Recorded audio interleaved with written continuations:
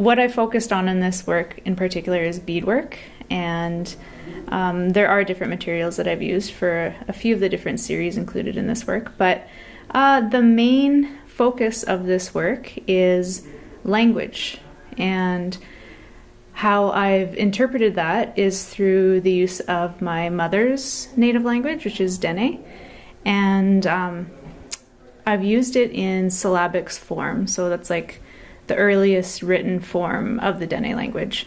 And so you'll see it kind of pop in and out of certain works throughout the show, and I've done it in different ways. For the one body of pin cushions, I've used pins to kind of form those syllabics onto the cushions.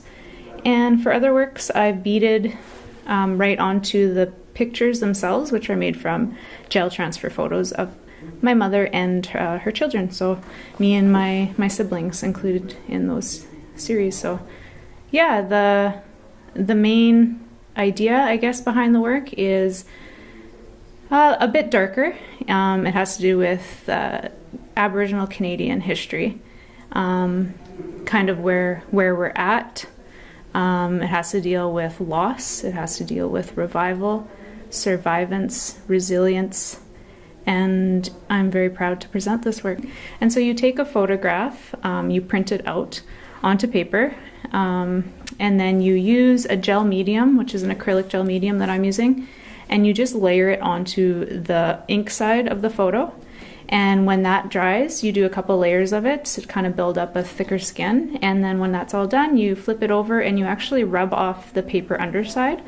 And what happens is that ink transfers into the gel medium, and then you basically have this skin to work with. So I find it really convenient to use for my type of work, because I am playing with this contemporary side mixed with this traditional, and it really blends together nice.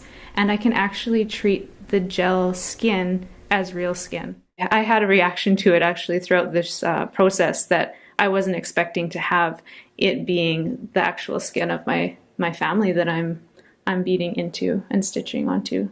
So yeah, it became very powerful. And so this series is speaking to what happened in some of those schools that they went to. And sometimes when they would speak their language, their native language, the people running the schools didn't like it. And so they would pierce them with pins in their tongues to stop them from speaking their language.